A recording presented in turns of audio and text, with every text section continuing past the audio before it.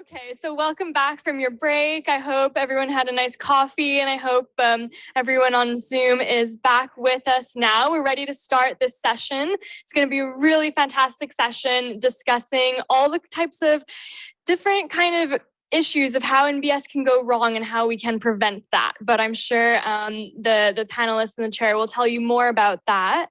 I just wanted to say quickly that before I introduce the chair, just a quick housekeeping message that there will be no need for you to kind of rush back really quickly. I'm talking to the in-person audience, to not miss the closing remarks, because they will wait for us to get back. So of course, when this session ends, we should all head back to see the closing remarks, but they won't start it without us.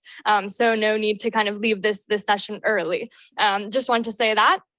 But yes, exactly. After the session, we'll all head back over there right away for the dinner and drinks. So that should be really exciting. But now let's focus on this session at hand. So for those of you who weren't there before, my name's Audrey, and I'm one of the organizers of the conference. And the chair for this session is James Smith. And so James Smith is the Director of Natural Climate Solutions at the World Business Council for Sustainable Development, and his work focuses on helping companies on the responsible use of NCS carbon credits and the integration of natural climate solutions broadly into net zero strategies, with the goal of scaling investment in natural climate solutions for climate mitigation and adaptation. James holds a PhD in tropical ecology and has experience as an NCS project developer and impact investor. Prior to joining the World Business Council for Sustainable Development, James worked at Morova Natural Capital, investing in diverse NbS projects, building upon experience developing avoided deforestation and forest reforestation projects in Fauna and Flora International. So welcome, James, to the stage. Come right up and I'll pass the floor over to you. Thank you very much. I think I can use this one now, so let's put that down there. Great, so thank you very much for the introduction, Audrey. And I have to say, it's a pleasure to be here and to have been tasked with convening this session today, understanding and overcoming obstacles. When do NbS not deliver for people, biodiversity or climate, and why? So I'm glad to see so many of you in person with us this afternoon in Oxford. And of course, welcome to everyone who's joining us online. And just echo some of the comments we had yesterday in terms of delighted that we can have a hybrid meeting and share this information and discussion more widely. So, the title here, Understanding and Overcoming Obstacles. When do NbS not deliver for people, biodiversity, climate, and why? I think this is such a crucial question. And it brings together so many of the other questions and debates and dialogues we've had at this conference so far already. If we want to think about a successful NbS project on the ground, it needs to overcome multiple obstacles, and we need to identify what it is that project wishes to achieve. So why are we developing that NbS project? Who is the project for? What is the main purpose? And then going back to other sessions, how can we ensure it delivers positive impacts for both biodiversity, for people, and also hopefully climate, and tackle all of the various different societal challenges we see in the 21st century today. How can we also ensure that it delivers positive impacts for local communities and Indigenous peoples? We've had a really good discussion about that earlier this morning. And then how can we ensure that it works for other broader societal stakeholders? So for the private sector, public sector, for civil society, etc. And then, of course, how can we ensure that these NbS nature-based solutions projects also contribute to the climate crisis that we see, contribute to reaching our net zero goals and limiting climate change to 1.5 degrees in a credible manner? So I think it's a really exciting session that we're going to have this afternoon, because it brings together so many of these different individual questions that we've already had the chance to think about so far. But when we think about then implementing a project, what makes a successful project on the ground, we then have to say, okay, not only is it complex in that it needs to address all of these questions we've gone through so far, but also it's likely to be fairly context specific. What type of activity is this? Is this a conservation, restoration, or a management activity? Is it in forests? Is it related to agriculture? Is it related to blue carbon? Is it something altogether new, as it were? And then, of course, local context. What's the political system? What landscape are we talking about? What's the history of human occupation in here and the existing land uses and trade-offs that there might be in terms of how this land is used and what the needs are of that landscape? And so this is a fascinating yet complex area. So I think I'm excited particularly to convene and been asked to be involved in this session, because really I feel that if we're going to solve this challenge and really generate projects that can address these multiple needs, we need to be learning from multiple stakeholders. We need to be learning from academia and from research projects on the ground and historical evidence in terms of what can help make a successful or a less successful project. We also need to understand from practitioners how they have solved some of these challenges, what some of the obstacles that they faced and how did they overcome them. We also, of course, then need as well to think about what systems or where do we already see significant investment and implementation of nature-based solutions. And so we also then have to think about actually, we've talked a lot about the voluntary carbon markets. We've talked about carbon projects here. And there's a lot of scrutiny and focus which is being placed on this opportunity to scale up finance for nature-based solutions, but also that comes with risks. And so we need as well to then integrate this discussion more broadly into how companies might be thinking about nature-based solutions and how can they ensure that where they are involved in these activities as part of their climate commitments and their commitments towards nature positivity, that they're genuinely having positive impacts on the ground for nature, climate, and people.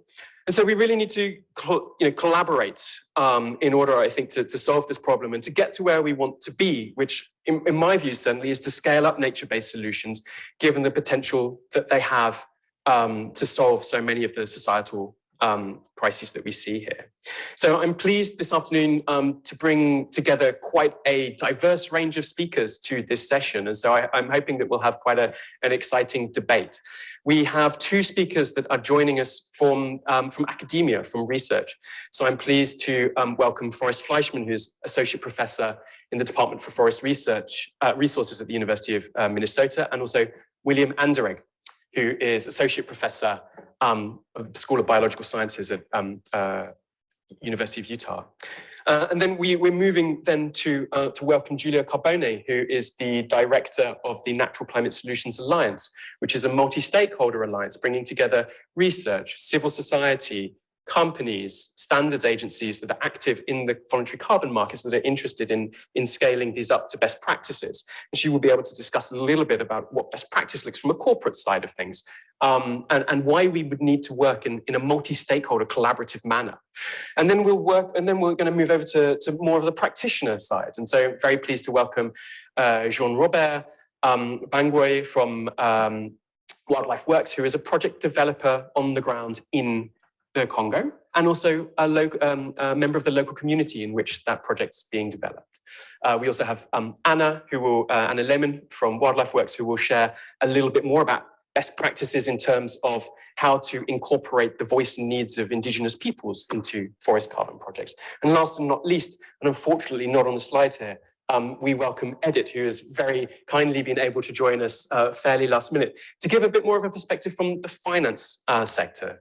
There are concerns around voluntary carbon markets and how we finance these and what it could lead to through the commercialization of NbS. And so want to bring that view in terms of what do financiers and investors actually look for in terms of what makes a successful project, and how does that link to the debates that we've already had around indigenous peoples, around biodiversity, ensuring that we meet these broader societal goals and challenges.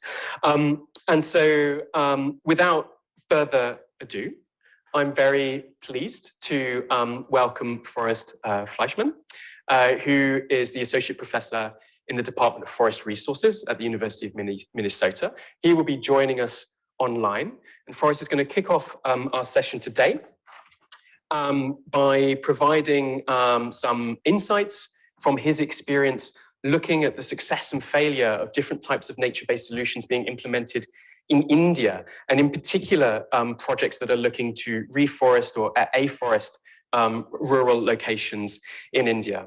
And Forrest is going to be providing some insights into what conflicts there are over land use tenure, and over property rights, etc., and how this can inhibit or provide an opportunity to scale up nature-based solutions. So I'm hoping that we can move. Oh, no. They're going to do it from there. Okay. Excellent. Forrest, welcome. All right. Thank you very much. I'm glad to be able to join you. Yet. Maybe, are you on mute or? Nope, I'm not muted. We've got you now. Excellent. All right. Fantastic. Great. So, all right. Well, thanks so much, James. It's a pleasure to be able to join you guys virtually. I'm sorry I couldn't be there in person. So I'm going to talk about my research in India. And this research is based on, in some ways, maybe 15 years of my own work and a lot of other colleagues. I'll cite some of their papers. I'm also going to cite some other research which I haven't personally taken part of, but is quite relevant for this topic.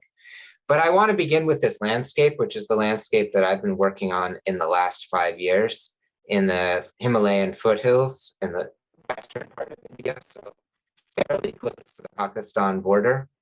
And this little valley you see in this picture is at about 1,500 meters, I believe. And you can see that there are forested hillsides. There's a village with a lot of trees in it. Actually, there's several villages. This is a fairly densely populated area, at least in the picture you're seeing. And there's also hillsides that don't have a lot of forest. So just in the foreground, you can see some little orange flowers. Those are Lantana camerata, which is a nasty invasive species. And then just behind that, next to the road, you can see some open areas that are on government forest land, but don't have trees. So I want you to remember that picture. My main messages from this talk, I'm going to show you that in this landscape, the primary means of government-run policies, of public policies that have aimed to do essentially what we're talking about with nature-based solutions have been a fairly significant failure. There's been a huge amount of money spent and they just don't work. We think this is likely widespread in India. I believe the studies I've done are the best documentation of this, but having traveled extensively and talked to a lot of people working in other areas, they all say, oh yeah, we think something like that's happening where we are. So the Indian government is unlikely to deliver on its nature-based climate solutions potential without significant reform. Sometimes when I talk about this, people say, well, climate is just really urgent. We can't wait for reform. It's got to be done right now. We can't wait for perfect institutions. Well, but if you use these institutions, it won't work. So we have to contribute to building better institutions and better ways of reaching these goals if we want them to work. The documented examples of potential success, and if we go back to my original slide, I want to point out that village. My friends tell me 20 years ago there weren't many trees down there. Now there are, so that's a success. I haven't documented that, but it requires rethinking what policy tools are relevant. Things like democratizing decision-making, raising people's living standards, and changing property rights regimes are the things that seem to lead to success. They're not often what we talk about when we talk about natural climate solutions. Finally, I want to say that doing good is hard. That's my last main message. So here's another picture of this landscape. Again, you can see a mosaic of forests and grasslands. There's some debate about whether those grasslands have any sort of natural origin or if those are all 20th century anthropogenic creations. And in the background, you see the Daladar range of the Himalayas, which only in the Himalayas, they would call that the Lesser Himalayas. But that is the smaller of the Himalayan range. So this is Kangra district of Himachal Pradesh, for those of you who are familiar with the area. And government records show that afforestation activity, which here is defined as government tree planting on government forest land. So I'm using the term afforestation broadly. Probably most of these areas are areas that historically had tree cover, but we don't know. And that tree cover was cleared at some point in the 20th century for agriculture. And starting in the 70s, there was a huge government investment in tree planting in this state, averaging something around 25,000 to 30,000 hectares planted annually in a fairly small state. And the goal of these programs was to improve forest cover to achieve a variety of environmental and social goals. So this is all, the data in this picture is from 1979 to 2015. So it's before we had this language of nature-based solutions, but it's basically the same idea. And the great thing about this is right now we're implementing these nature-based solutions and we don't have a lot of data on what their long-term impacts are. But in this landscape, we can go back to plantations done in the 1980s, which should be really well established large forests by now, and we can say, well, what was the impact? And here's what the impact, this is a nature sustainability paper that we published last year. And the top figure, you see the change in age from when a plantation was planted. So on the left-hand side of the red line, you see the trajectory of forest cover change from before the plantation was planted. So we used Landsat data to get time series of what the land cover was like in areas where we knew there was a plantation. We can say, well, you know, there's a declining trend, but basically around zero. And that trend basically continues, but it's basically indistinguishable from zero. What we'd want to see is after these plantations are put in, there's an increase in forest, right? But we're not seeing that. We're seeing basically no change from what was happening before. So when I say these plantations have failed, what I'm saying is there's no difference in a site that was planted before and after it was planted in terms of the trajectory of land cover. There is a change in species composition. We know that the government favored coniferous trees, largely native pine and deodar, which is a cedar. And what we see is a sharp decline in broadleaf cover or an increase in needle-leaf cover after plantations. So plantations don't change land cover in terms of forest versus non-forest or forest density, but they do change the species composition towards conifers, towards needle-leaf trees. And the problem with this is people don't like needle-leaf trees. The government likes them because they grow quickly, they're not eaten by animals, and they produce commercial forest products. But the local people who depend on this landscape for meeting their livelihood needs don't like them because they're not edible for their domestic animals, and they don't make good firewood, and they're associated with increased incidence of forest fire and invasive species, according to the local people. We haven't documented that, but I believe them.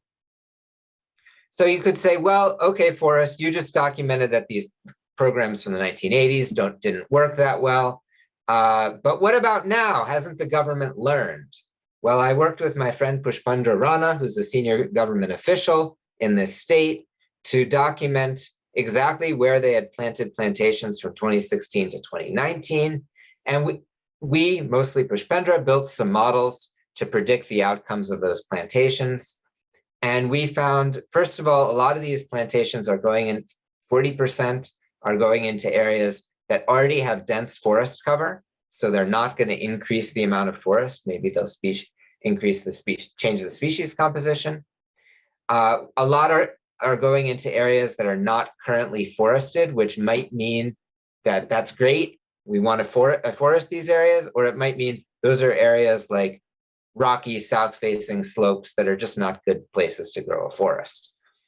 And we found that most of the spending is going to areas where our model predicts that they're likely to not be successful. Almost no money is going to community managed forests. Almost none of these plantations are being planted in community managed forests. The impacts on people are mixed.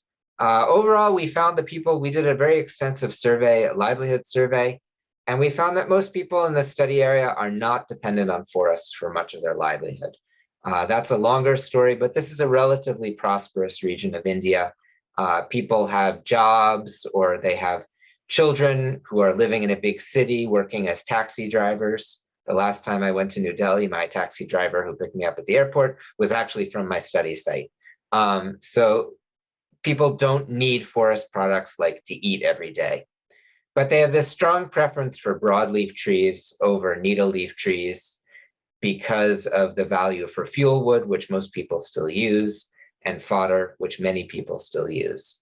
Some people are experiencing disproportionate negative impacts, particularly migratory herders, like these sheep herders in the picture, who are losing access to pastures and migration routes. And I want to point out, this may be not typical of India as a whole. There's anecdotal reports of much worse impacts where plantations are being planted on people's farmland and just literally destroying their livelihoods. And if you look up, Laura Valencia has a paper in 2022, just earlier this year, documenting this in Odisha. So why is this happening? Why are these government programs so unsuccessful? Well, Indian forest departments are colonial enterprises. They are originally designed to extract profits out of Indian forests for the benefit of the United Kingdom. The laws are still those same colonial laws. They just don't work very well. And attempts at reform have been hampered by the complexity of reform and political powers entrenched in existing systems. Political reform, changing people's behavior, are hard things to do. So we haven't been able to do that yet. We've done a bunch of looking. I showed you the average impact is 0, but in some cases we see really positive impacts. We have lots of cases where forests have regrown, where they're aiding people's livelihoods. We have hundreds of cases. So we've been looking at what is determining those successes. And we have a couple papers, one in review and one still in preparation. Basically, what we're finding is when the villagers are good at working together in other forms of life, and when the plantations are subject to long enduring collective action. So when people are working together on those plantations for the decades that it takes to grow trees, we see better results. So we might need to invest more in community forestry. There's another new paper out this year, Gopala Krishna et al., 2022, a group out of Oxford actually, that suggests that maybe we should be focusing more on agroforestry. It's likely to have more human co-benefits. I showed you in my first slide, those villages have trees in them. That's agroforestry that's pretty successful. This might work better in India. We also know a lot about policies in India and South Asia more broadly that have led to forest regrowth. I've mentioned community forestry. It's been hard to implement successful community forestry, but where it's been done well, for example, in Nepal, it's been associated with significant improvements in forest cover as well as positive livelihood impacts. In Kerala, this is work that I was studying decades ago, although I've never published on it. Widespread adoption of agroforestry was facilitated by land reforms that were not aimed at forestry. They were aimed at improving people's well-being. They were done by communists. But the land reforms gave land users the right to plant trees around their homes. And this led to a resurgence of agroforestry. We haven't looked at this in any detail in Himachal Pradesh on our study site, but Himachal Pradesh had similar land reforms, and we see a real growth in agroforestry, maybe associated with that. Ruth DeFries et al. Had a paper out last year that associates improved household living standards in the form of subsidized LPG cook stoves and concrete houses, leading to forest regrowth in central India. I should note that there's some concern, well, maybe LPG cook stoves aren't great for climate. Maybe they're not better than burning fuel wood, but they've got enormous health benefits. So probably we should do them anyway. but they do have a benefit in terms of forest cover. That's not why they're being distributed. They're being distributed because of the health benefits. And finally, in both Kerala and Nepal and some other areas, rural outmigration has led to forest regrowth and adoption of agroforestry. Christina Markart and Dil Khatri have done really nice work on this in Nepal. I should note that this doesn't work everywhere. In Mexico and Central America, we've seen that rural outmigration is sometimes associated with increases in clearing land for cattle ranching. So it's not inevitable that rural outmigration would lead to forest benefits. I want to end my slide by pointing out I've made some points about some things that work in South Asia and some things that don't really work. And I think there's a disconnect between a lot of the popular press about nature-based solutions and what this research is showing. So the first idea, nature does the work. That's why we call it nature-based solutions.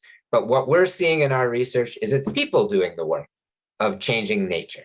So that's just a framing issue. Oftentimes, nature-based solutions are framed as low cost or easy, but what we actually see is complicated institutional changes that are really difficult to do. Oftentimes, the focus on nature-based solution is how can we get funding for this? But what our research shows is funding isn't unimportant, but it's often not the key issue. And we have a paper looking at this that we published last year that basically says this is about politics more than about money. Making these complicated institutional changes to governance structures, something like land reform, it's not just that you can go pay a country to do a land reform. It's a very complicated and politically contested issue.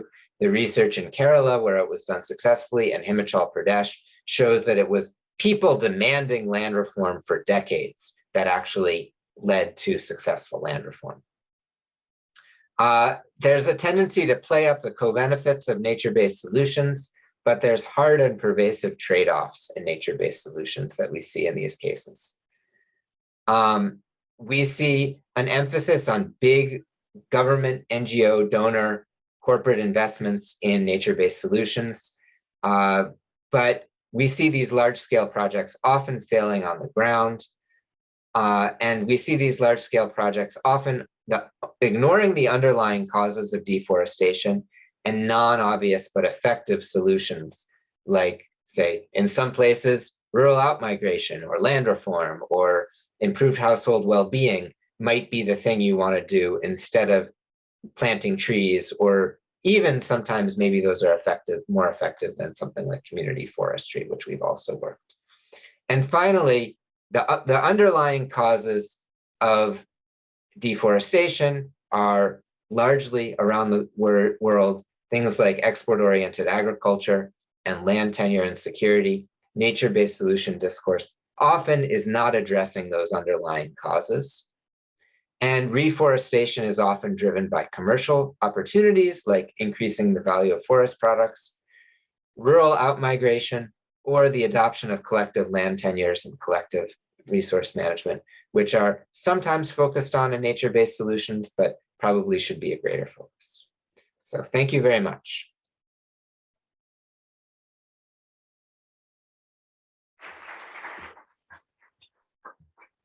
Thank you very much, Forrest, for that really insightful case study from India. I think if I was to touch upon a few of the points that you highlighted in that talk, what really struck me was kind of the results that after such extensive investment in forest or restoration activities, that there was no change. And I think that harks back to one of the points that was raised in the session earlier about local communities and indigenous peoples. How do we ensure that we are engaging robustly with the IPLCs to ensure that we're delivering solutions and benefits that actually meet their sustainable development needs? And so I think that was a really important take home, together with the key point as well. Noted that some of the local community members were experiencing negative impacts from that NbS activity, and so it also highlights from my side the importance of having strong safeguards in place, and I'm sure that will come up that point will come up later when we start we hear from some of the practitioners as well. I think as well, it highlighted a little bit more in terms of working collaboratively and this need to break those silos between the people who are looking to influence land management and how we manage these landscapes more broadly. There was a goal and objective from the government's perspective and from the policy perspective, and perhaps that was not fully aligned to what the local communities were looking for. So some really really interesting points that I think we'll probably delve into a little bit more during the panel discussion. I'm now very pleased to welcome William Anderegg to present. We're going to have the slides up. Let's have a look. William's talk is titled Leveraging Advances in Global Ecology to Quantify Permanence and Additionally in Forest Nature-Based Climate Solutions. And so William is has been doing a lot of research focused a little bit more now on nature-based solutions which are related to carbon markets, and has been doing some research on some of the key principles underpinning those markets around the permanence of these activities and additionality in forest-related climate solutions, and particularly coming with a case study from California, if I believe rightly here. So, William, over to you.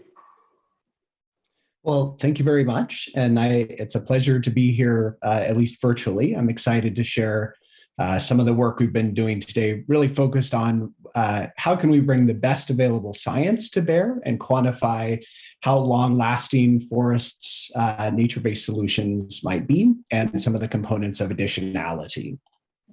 So this is not a new problem in the scientific community, that really the future of Earth's forests in a rapidly changing climate is highly uncertain. And Earth's forests really are posed from a climate perspective on a knife edge.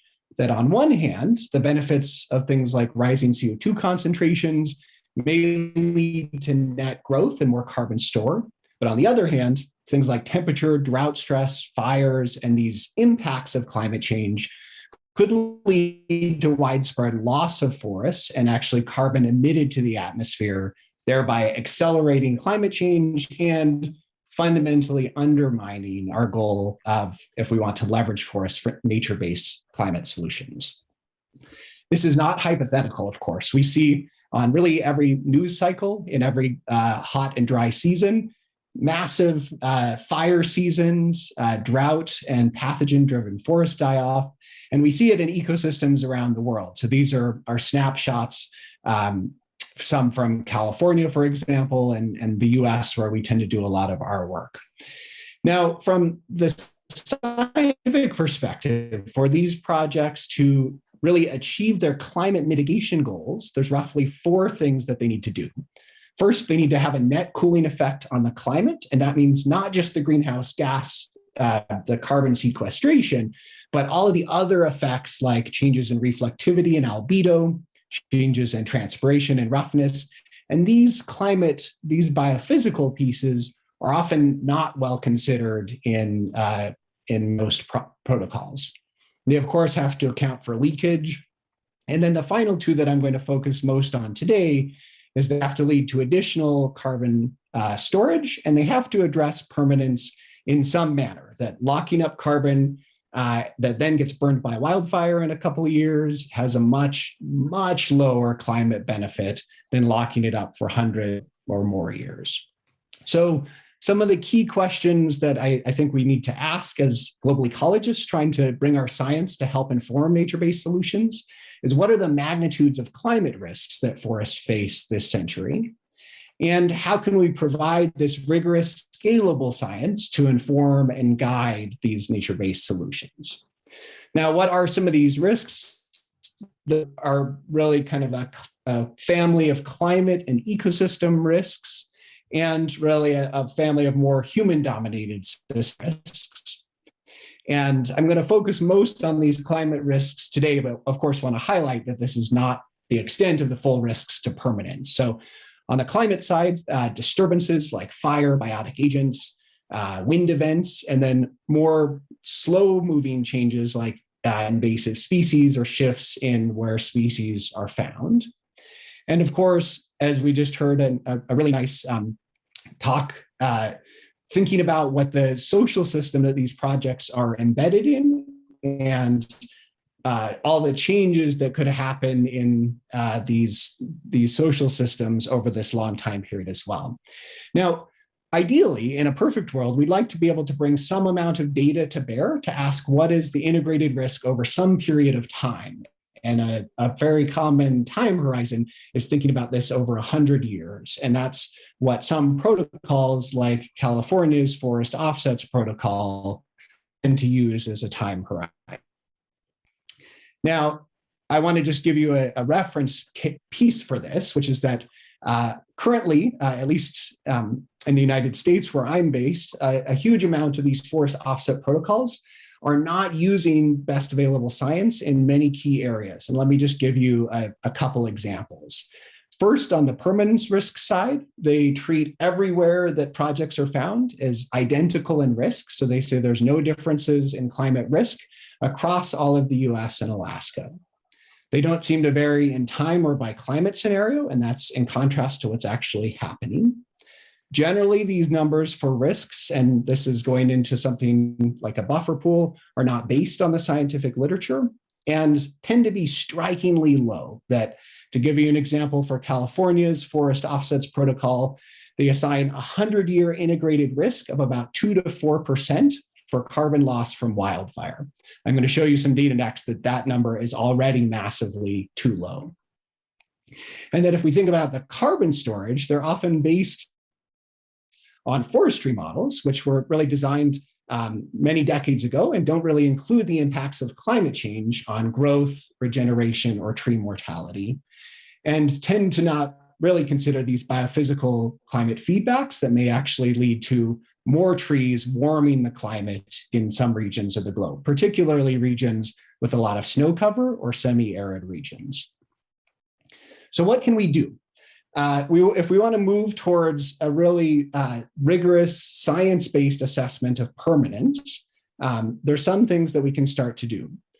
First, we can bring all the historical data to bear on this problem. And that's what this figure on the right is showing you, is looking at about 38 years of satellite data across the US and calculating the risk of a severe wildfire over a 100-year time period.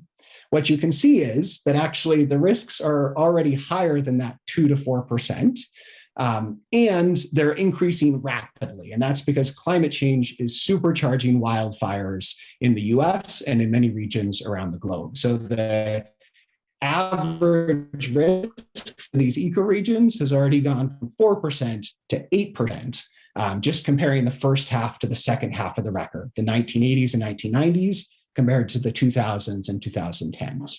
So we know the risks to forests are non-stationary and increasing in the 21st century. We also know they vary enormously spatially. If you look at these patterns, the risks to forests in California are fundamentally different than the risks in Maine or lots of the East Coast. We can start to estimate this with historical risks, and we can start to model future risks with climate change.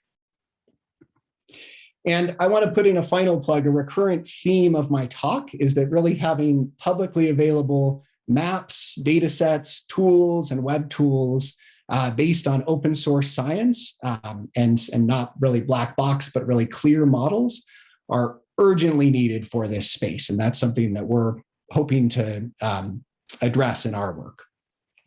So just to give you a couple quick examples, we published a paper a couple of weeks ago that attempts to do this for the contiguous United States. So we built models of fire-driven mortality in the top, drought-related mortality in the middle, and then insect-driven mortality in the bottom. And we're fitting this on satellite data and also about 100,000 or more long-term forest inventory plots is how we build the drought and insect models. Now, this tells you a somewhat similar story, which is that the risks are not identical over space. And actually, we see the fire, the insect, and the drought risks highest in the Western US, and also in particular through the Rocky Mountains here, kind of through the central Western US. And there's a huge covariation in these risks that drought, fire, and insects all tend to co-occur spatially. Now, we then took these models and started to do some simple extrapolations going forward in future climate scenarios. And that's what I'm showing you here on the left for the full US-wide risks for fire on top, and then drought and insects on the bottom. And the huge take-home message here is that the future climate scenario matters enormously for risks, that moving from a very high emission scenario like SSP 585 to a moderate to low emission scenario has a huge impact on reducing the risks that forests are likely to face.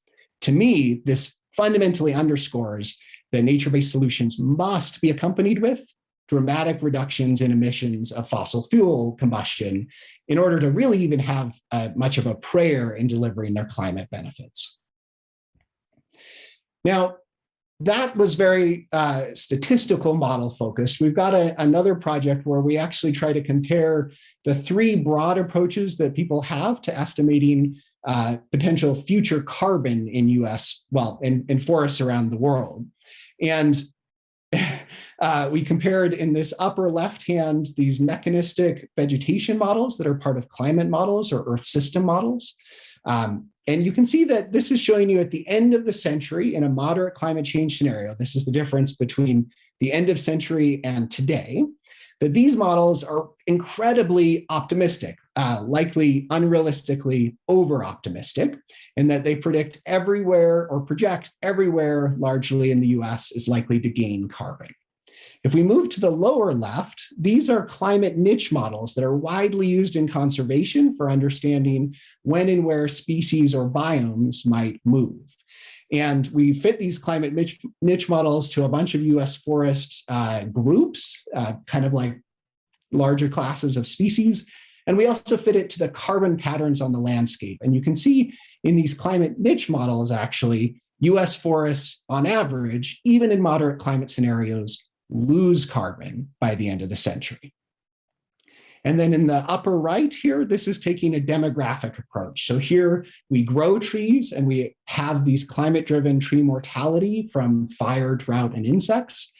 And these models, it's pretty close to zero. There's a slight gain in carbon, mostly coming from the eastern US and the Pacific Northwest, and huge swaths of the Western US tend to lose carbon. Now, if we average these out, you can see, of course, there's a lot of disagreement, but there are a few regions shown in the hatching here where there's consistent agreement that there is some carbon gain in those forests. Now, we went one step further and overlaid all of the active forest offset projects in California's compliance right now. And I'm showing you again, this is plotted on the maps, and each row here is the different method.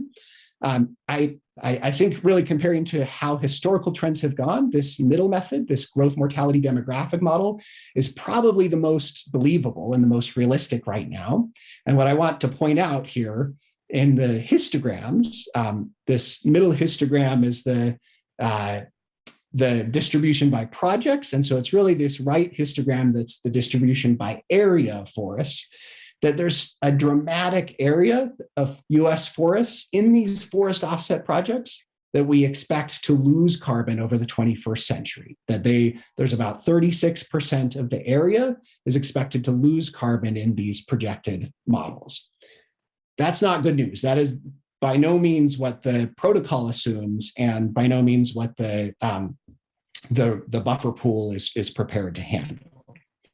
I want to mention briefly, we've been scaling this analysis up and working to do this globally and to come up with a global risk assessment of climate risks to Earth's forests. And the map on the left is really kind of a synthesis map of the relative ranking of risks across 7 different methods, 2 from mechanistic models, 3 from niche models, and 2 from satellite-based methods. And there are some consistent patterns, particularly areas like the southern boreal forests, southern parts of the Amazon. But that's the good news. The bad news is this right-hand figure is the correlation across these different approaches. And actually, there aren't really any correlations among these different scientific methods and tools for estimating climate risks at a global scale. I want to touch briefly on additionalities and baselines. So we've now got some of the tools to look at how realistic are the baselines and how realistic are the counterfactual scenarios to determining some of the credits issued under forest offsets markets. And this is a really nice paper led by a former postdoc in my group, and in a broad collaboration that really found that the baselines in California's compliance market are not realistic. They're integrating huge swaths of forests that are not similar at all. And a lot of the projects, really an average about 30% of the credits in these forest projects were non-additional due to just this single baseline challenge. So to wrap up, what I want to touch on is, I think there's a series of things that science can help us inform and improve protocols and policies. I think we have quite a bit more evidence already. It just hasn't really been brought to bear and put out there as tools on the potential carbon storage, the net climate effects, whether adding trees in a given area warms or cools the climate, and the co-benefits.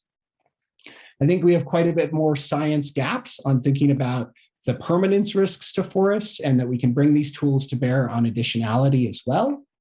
And of course, really broadening beyond academia and beyond just science fields like ecology to really think about these other key aspects of project success for the climate and project success on the ground.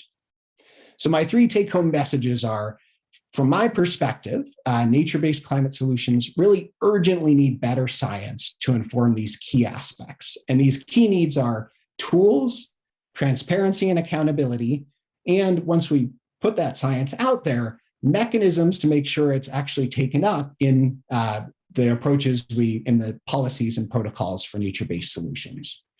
It's also quite clear that the climate risks to forest projects are substantial, they're uncertain, and they're widely underestimated in current policies and protocols. This tells us a couple of things. First, these buffer pools need to be reassessed with the best available science. Second, we want to know what are some roles of management and ways that decisions on the ground can help reduce risks. And this is an enormous call to action. And finally, I want to put in a plug that we really think beyond the offsets approach, which is to explore and think about these mechanisms to develop nature-based solutions, which are not specifically linked to offsets, which allow pollution somewhere else in the system. And thus, if we don't deliver on the strict set of criteria like additionality and permanence, fundamentally undermine the climate goals. Instead, let's think about the co-benefits and the investments that we can make in forests that benefit people and may have a side benefit of the climate, but aren't enabling additional pollution elsewhere. So with that, thank you for listening. I want to thank a number of the collaborators and co-authors on these analyses and a lot of the funding that made this possible. Thank you very much, William, for sharing those insights from your research on some of the issues around additionality and permanence on carbon crediting, particularly as improved forest management projects over in the States and then globally. I think what really came home for me there is kind of, that recognition. We know that climate change is changing. It's going to have an impact on forest dynamics. And maybe there's an important need to ensure that when we're developing these projects, that we're developing projects and that we're implementing nature-based solutions to ensure that they're adaptive. And that's one of the key principles, I think, from the IUCN, and then also from the recently adopted definition of nature-based solutions that came through from CBD recently. So what does that, adaptive, what does that mean? How do we actually operationalize that over time? How do we think about how we're going to develop an adaptive project that can change according to the land use or the other pressures that we might see in a landscape? And thinking about that, not just from the implementation, how do we also make sure that we start developing adaptive protocols in the voluntary carbon markets to ensure that these crediting standards and processes are also able to take into consideration changing climates and pressures on forests and other natural ecosystems. So I think that's a really exciting area of further research and exploration that we need to go through as a community, particularly thinking about, no market ever evolves perfectly from the get-go. It needs time to improve. It needs, we need to go through these processes of potentially even seeing some failures or some suboptimal outcomes so that we can then slowly improve this over time and actually start helping these protocols become more, need to use this, okay, sorry. Not fit for purpose, but certainly more,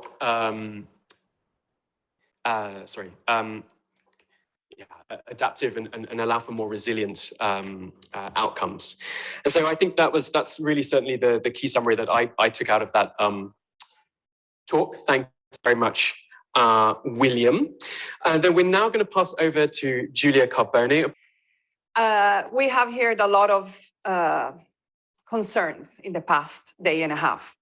I think, some of the plenaries, in most of the plenaries, there were issues that were raised about the use of nature-based solutions for climate mitigation and in the climate market. And I think these are very reasonable concerns, and it's important that we have concerns, but I also think it's important that we start thinking about solutions because we don't have time. So my plea for you now for the next, is me, and I know my two colleagues after me also are going to talk about solutions, is let's keep an open mind about how to make it work, because that we have opportunities. It's never going to be perfect, but I'm also here to get your views on how to make it better, right? So the one concern that was really repeated actually had nothing to do with natural climate solution or nature-based solutions, was more about the use of this tool in the context of a climate strategy of a company. And again, despite it wasn't really part of the topic, it is a very important discussion because we want to make sure that any company using this does not do this at the detriment of their efforts to decarbonize. Thank you. This was amazing. And so that's important. Let's keep that in mind. And then, of course, there is the other topic, which is the title actually of today's session is how do we make sure that the actual intervention, which is a natural climate solution. So these are interventions that work on conservation, management, restoration of nature, do actually deliver on climate mitigation, on biodiversity net gains, and on benefits for people. So without using the word definition, I gave you our definition of what is a natural climate solution. An intervention, it could be a project or a program. I'm not going to go into the detail of that, but we can talk about that later as a question. But that is really focused on conservation, management, and or restoration of nature, and has to have three elements. Climate mitigation, has to have biodiversity net gains, and it has to have contribution for people. Now, easy to say, my job as the director of the Natural Climate Solution is really to help businesses, those who actually would like to purchase credits, to understand what it means and how to do that. So, right, first of all, just wanted to say again, this is also another point that was raised. NCS, so this natural climate solution, are not the only nature-based solutions. So actually the conference is also about nature-based solutions. So there is a plethora of the other ways that we could use interventions that use, harness nature for other reasons. And these are the famous societal challenges that actually these come from an IUCN, the IUCN standard, but I'm sure there are others, but these are the societal challenges that have been codified by IUCN.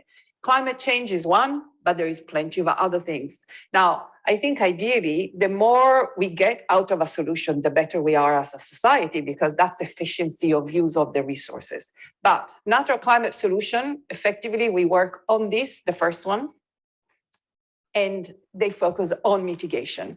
Now, you can use them as in value chain mitigation measures. This is the terminology that is also used as insetting, or as beyond value chain carbon credits.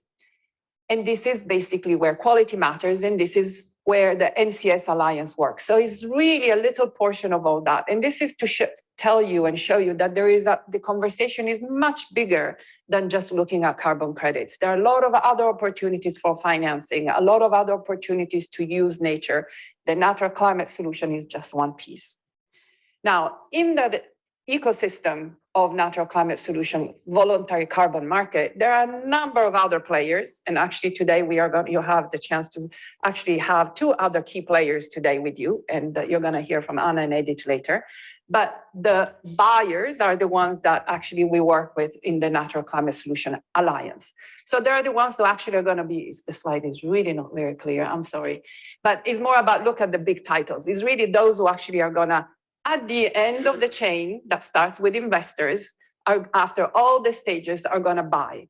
Now, the role of the Natural Climate Solution Alliance is really to help create a demand for high quality. So making sure that all the other players, including and specifically investors and project developers on the ground, do the invest and set up projects that actually deliver these three pillars. So the biodiversity net gain, the contribution to people, and the actual mitigation, climate mitigation, which is also what our two previous speakers were talking about, how challenging that is. So Natural Climate Solution Alliance, this is what it is. James has already explained what is the alliance. I think the important thing is that it's a multi-stakeholder. And this is quite important that when it was established by the World Business Council and the World Economic Forum, two big networks of businesses. From the beginning, it was decided that we needed to have a multi-stakeholder platform to make it credible and powerful, because it's the knowledge, it's the science that we need, and we need all the other players. So we have NGOs and we have what we call solution providers in the space of the carbon market. These are some of the members. You're going to see them later, maybe.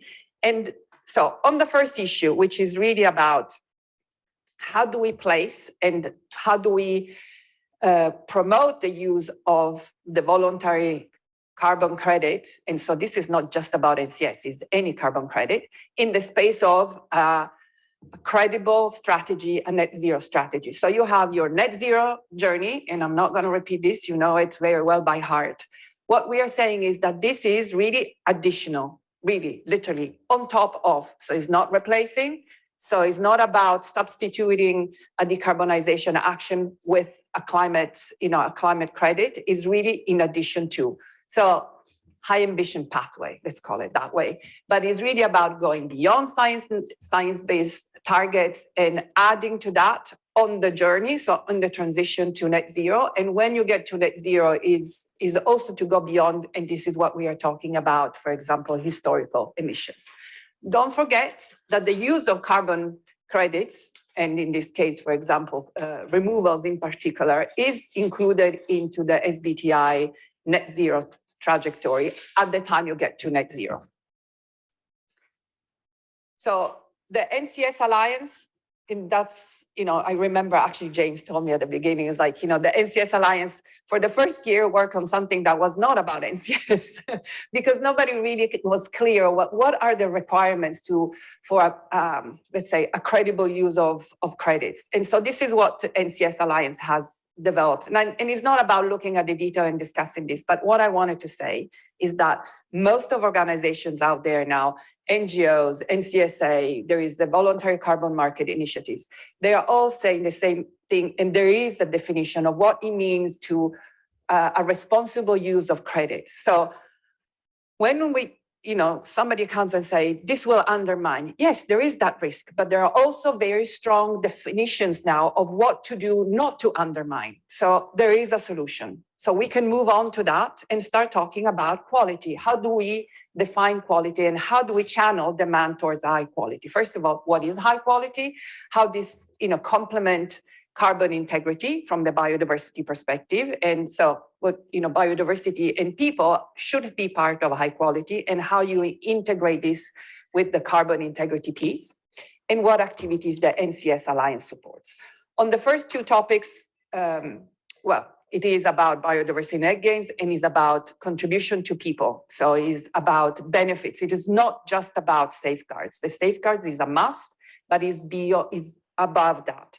And in terms of carbon integrity, there are a number of really important processes undergoing right now that are really important, and they really need the support of all the stakeholders, because we also want to make sure that we don't come up as a fragmented, coalition or a community. And these are, in particular, the Integrated Council for Voluntary Carbon Market that is developing the core carbon principles and the assessment framework. And then you have the voluntary carbon integrity initiative. Sorry, there are so many acronyms. And they are developing the claims standard. So all these pieces will come together, and the NCS Alliance in particular is working on looking at creating confidence. As I said, our focus is on the demand. So how do we help create a demand for high quality? So first is to create confidence. So we have launched the investment accelerator. This is for corporates that tick all the boxes in terms of they have done all their homework, all the prerequisites for using carbon credits. In addition, remember that line above. And there, through that investment accelerator, they can showcase their investments in retirement of high quality credits. Then the other thing that we are doing is providing a guidance for C-suites, executives on what is the correct use of natural climate solutions. But very importantly, also, we are doing co-learning series. This is really going out to the national associations for business associations or sector-specific association and giving them opportunity to learn more about the use of natural climate solution carbon credits. And we are organizing a number of them between now and the end of the year with the plan to reach out to at least 400, 500 companies.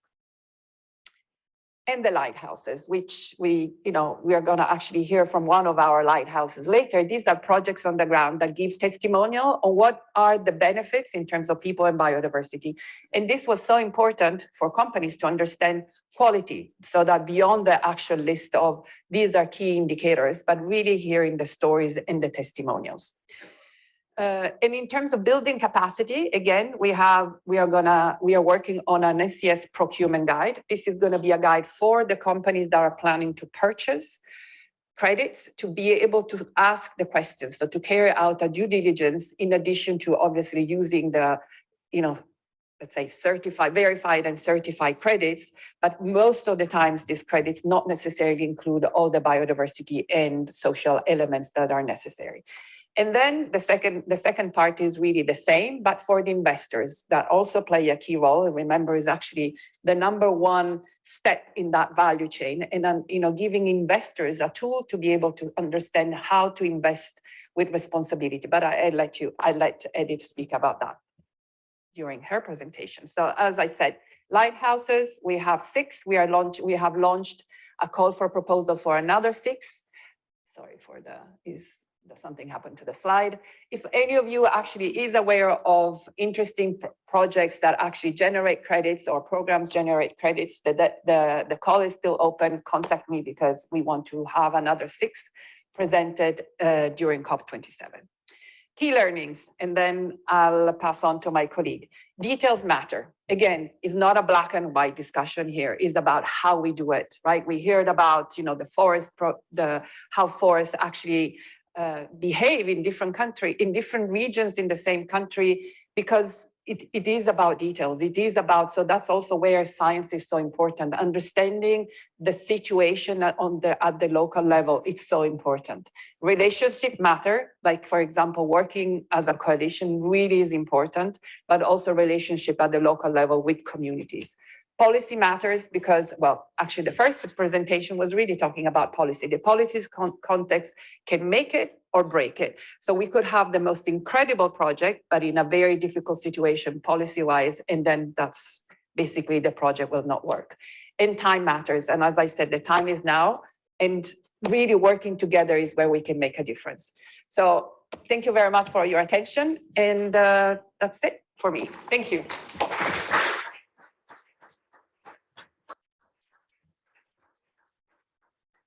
Thank you very much, Julia, for providing an overview of what the Natural Climate Solutions Alliance is doing and looking to build best practice in terms of how companies can use credits. I think it's really important that when we think about quality and the barriers that we need to overcome, if we want to actually use these markets as an opportunity to funnel new finance towards conservation for the biodiversity and climate and social outcomes, like we need to also think about what are the barriers in terms of the use of these credits, not just what's happening on the ground.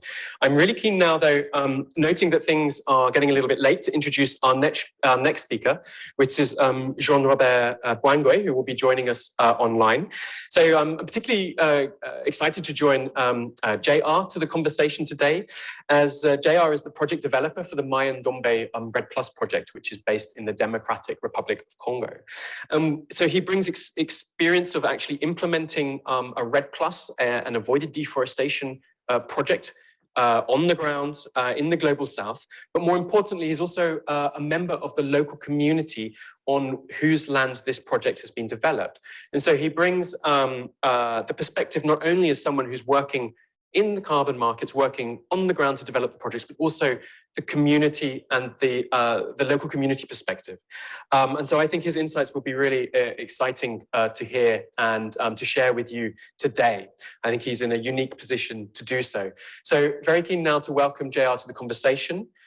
JR, are you with us? I think I can see you online. Fantastic. We are going to have to keep things fairly short, JR. So if you can speak for about 8 to 10 minutes, that would be fantastic. And I will, well, a little bit shorter, and I will wave at you when we might need to start wrapping up. Is that okay? You're on mute just at the moment, JR. Do you want to?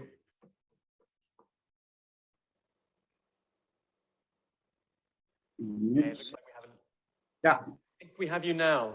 The floor is yours. Yeah, thank you very much for conveying me to this meeting. I am sorry I was not able to prepare. I was a little bit sick, and I just did my best to join the meeting today. I'm going to talk a little bit about the Mayan Dombe REDD+ project, which is a project we developed in I can say the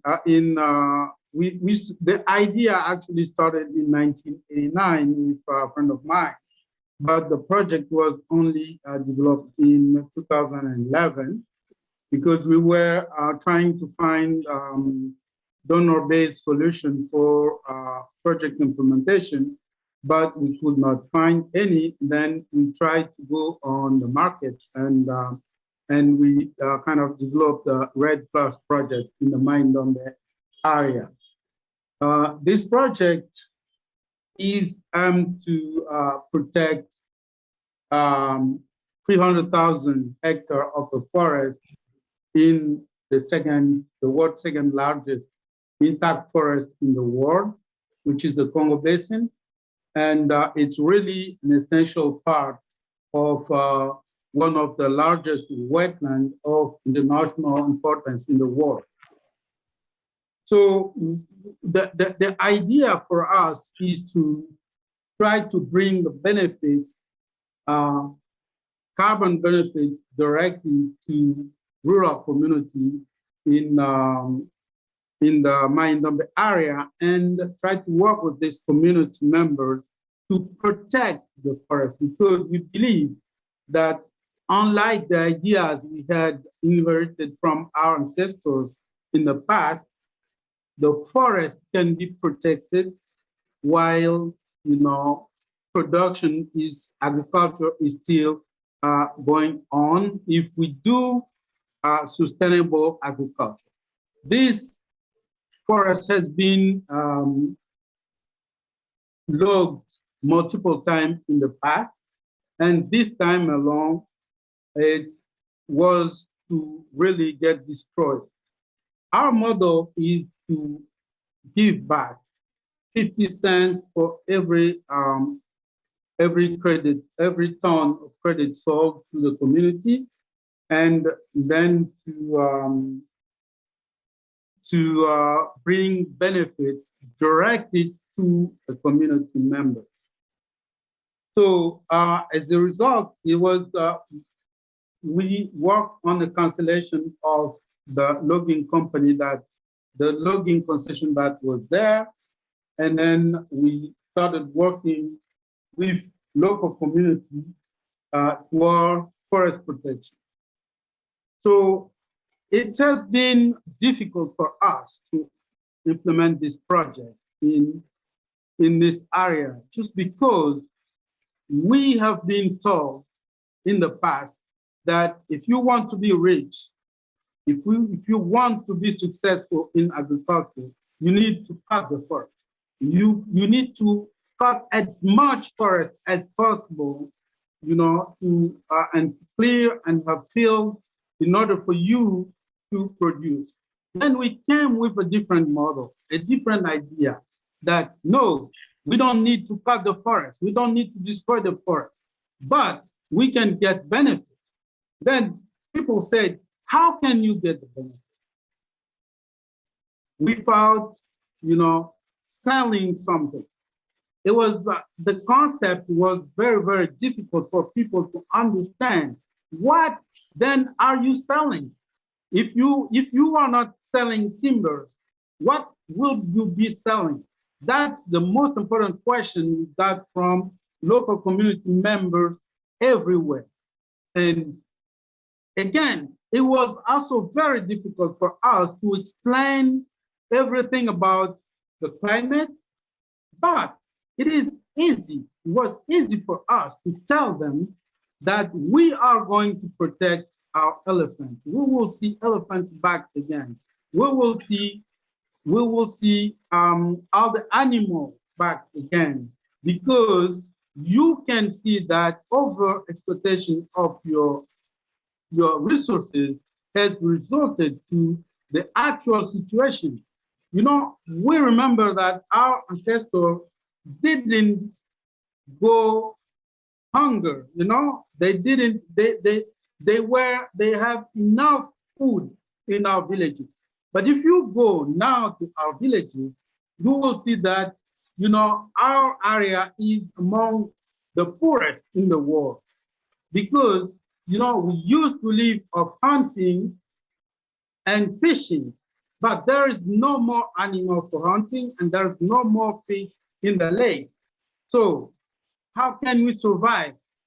Then we came with the idea that we can protect the forest, we can get everything back in the forest while producing, because slash and burn agriculture that we are conducting right now is a waste of our resources. So that is, again, for them,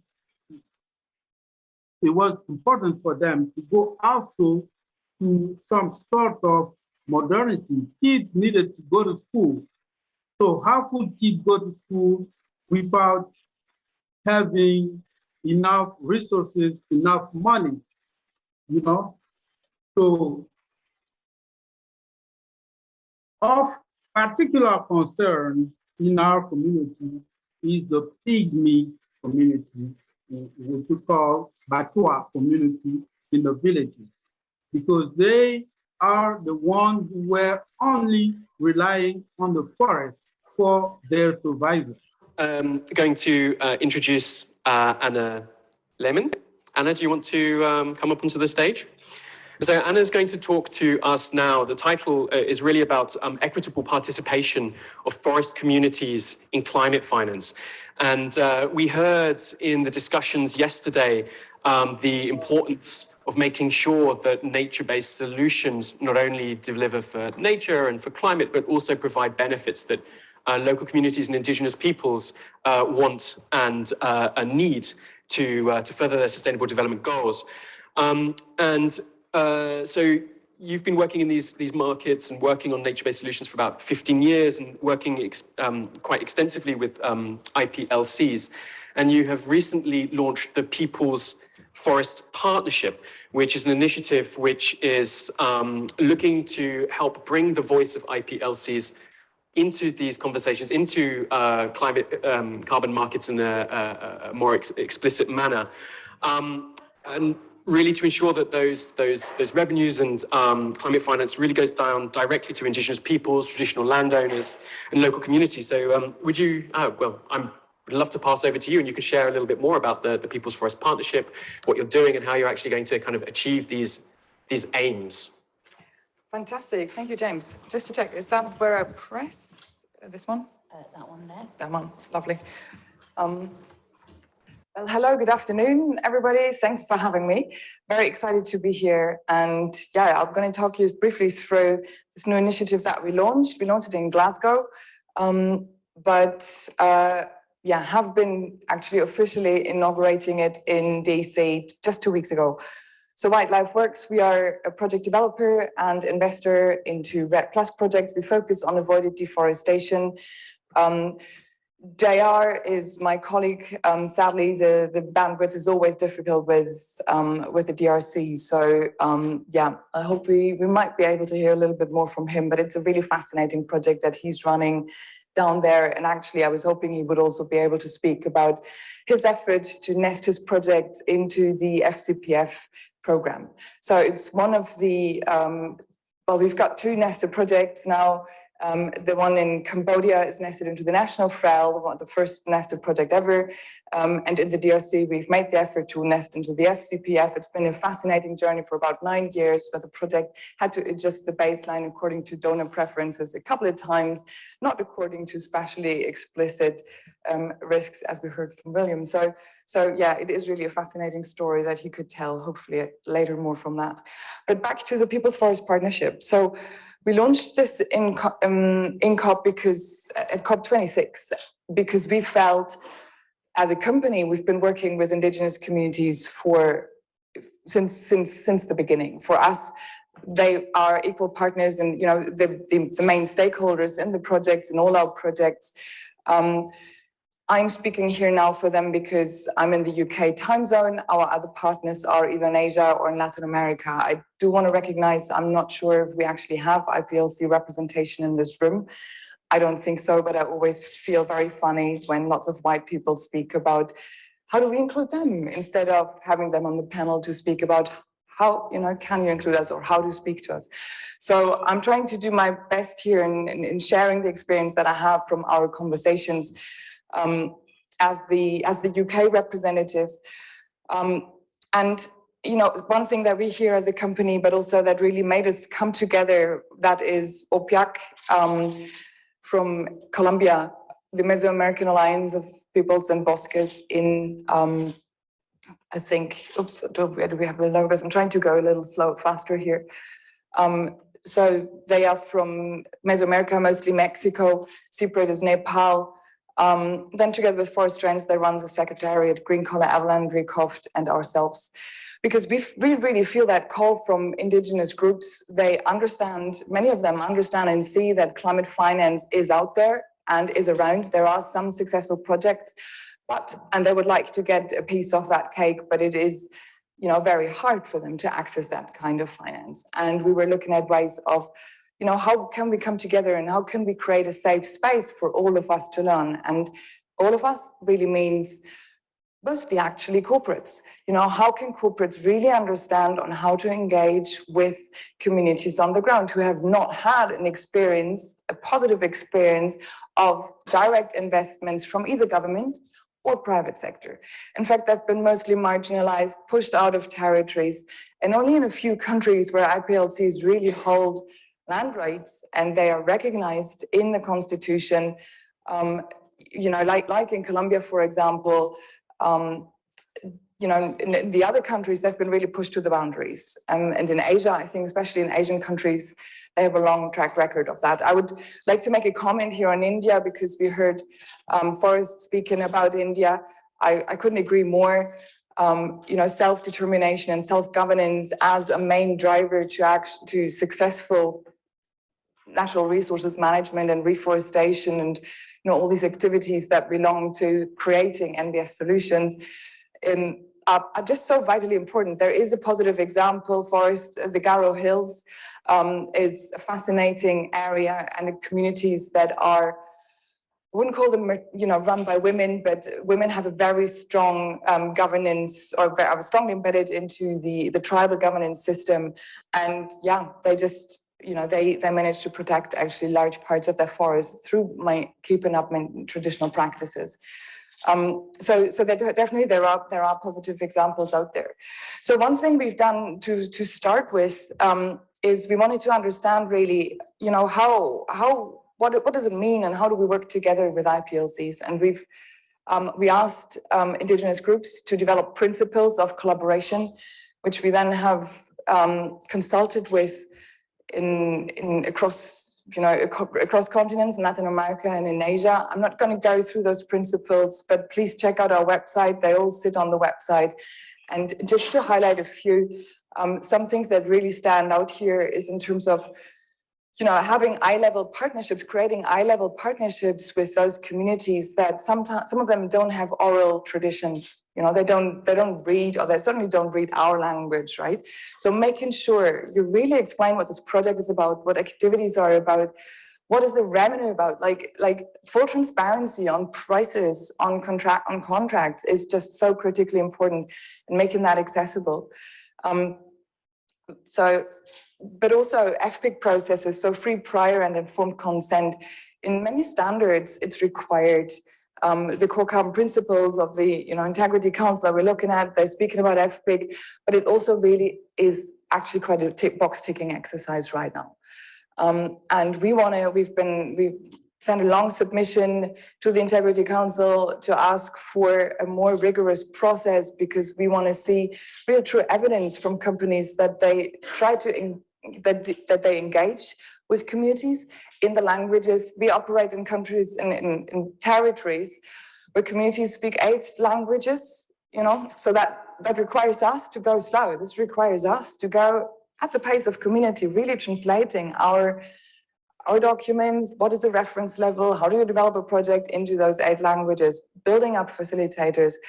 That is, a big problem on the ground that we're currently facing, is that we have uncredible actors walking around and carbon cowboys, signing up communities at speed. So making this FPIC process really meaningful is important. Revenue sharing. I know benefit sharing is the word, that's been sort of floating around. We don't use benefit sharing. We feel it's revenue sharing, really making sure that they get a fair portion of the pie. They're being recognized as the main stewards of those ecosystems. In some cases, they are the owners, or they certainly are the customer rights holders, and that needs to be respected. So around those, we are currently working on best practices, and they're stemming from project examples from around the world. JR and his team, they have just developed an amazing best practices guide, really bottom up, building in a lot of indigenous knowledge around science, using indigenous science to develop those FPIC processes, and also, project development best practices that goes into standards and things like that. But yeah, recognizing, the hang on, I'm gonna just check over. So principles. Yeah, really recognizing the hard work that those communities are also doing, but also the role that they actually play in the implementation. So permanence, we touched on permanence, right? And I couldn't agree more with Forrest, that really depends on being, solidly grounded in the community, what you do. In our projects, we train community villagers, like JR has a team of indigenous scientists, going into the forest and doing the measurements. But all of that is, really leads to very different sort of, I would say, realities. And I think here, one principle 8, spirit of collaboration, is something I'd particularly like to highlight, because, and that speaks to William's point on, we need to be honest about what we know and what we don't know about permanence, for example, right now. And we need to be also recognizing that geographies are different, and we need specially explicit risk assessments. We need specially explicit allocations. That goes, now I'm speaking to this conversation around projects versus programs. We have certain standards that are, fighting literally over who understands better how to set reference levels. And we now have, we have them judging about, what are the risks assumptions for your particular territories, when actually data for those territories partly exists that are really quite solid. So, so I feel that's sort of, let's going back to William's point there, let's build open source science discourses. And of course, we need more data. We just need so many more data and tools. So what we do at the People's Forest Partnerships right now, we currently are in the process of developing criteria for companies to join us, which I would also love to discuss, Julia, with you, moving forwards. I just realized I had another great reason to come here to Oxford because that reminded me, it would be really good to get some feedback as well. Our communities are keen to see, what is happening with their carbon credits, that this really are the crown jewels of the market, I would say, and they just want to see, what is it being used for, what claim is being made. They need to support NDCs in the most cases so that those territories actually have a chance to access the financing. That needs to be recognized. And then the PFP will, offer guidance to IPLCs as well to learn from each other. What are the kind of contracts that you can see out there? What are standard clauses? And we're making our contracts open source, and we're encouraging other companies to do so as well, because we are in this space. We just have to learn from each other and move forwards. We'll do it together or we won't do it at all.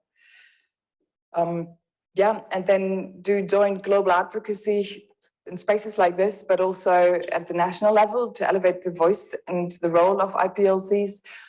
I mean, just to be clear,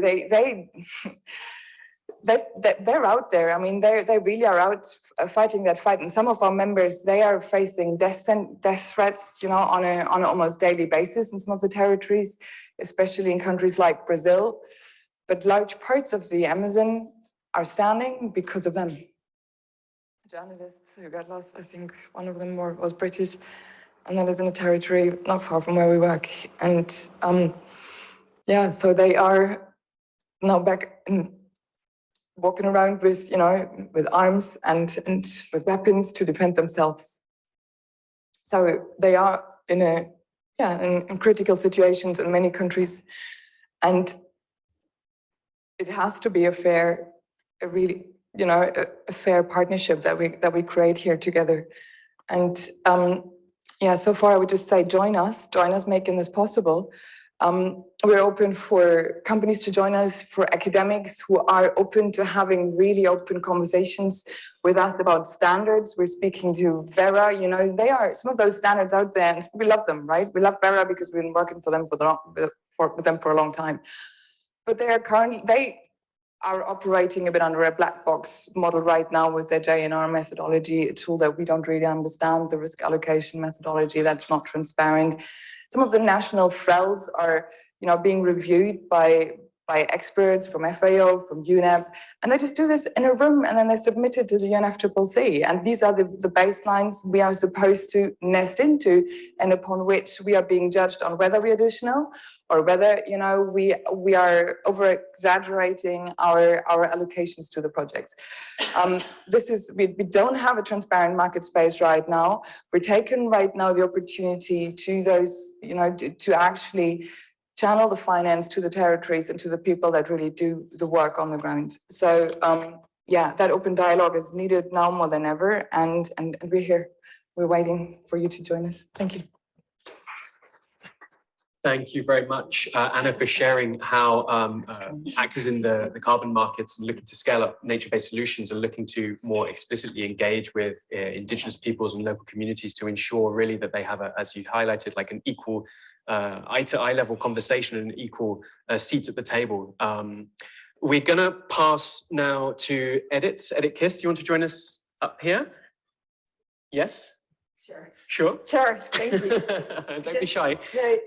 I don't have slides. That's so fine. If you wanted to already put us there. Sure, yeah, we'll ask everyone to come up. Yeah, so Edit is our final speaker. And so Edit has been active as an impact investor, helping to provide finance to nature-based solutions projects around the world for a number of years. And so I was really keen to have Edit come today to highlight as well, we're talking about what are some of the obstacles and barriers and ways in which we can drive success in project implementation. And I think actually a lot of the motivation and ensuring that we can incentivize best practices and that we really deliver for climate, nature, people is actually the incentives and the dialogue that is had between project developers, the broader market, and investors actually setting the right incentives to drive for best practice. And so I'm really keen to hear from Edit for maybe 5-6 minutes, if you don't mind, around how can the financial community drive quality in this space, and that means projects that are adaptive, that deliver for people, for biodiversity, for climate in a cohesive manner. How do you drive to ensure that we have the right safeguards in place so that we avoid these types of negative impacts on local communities, etc.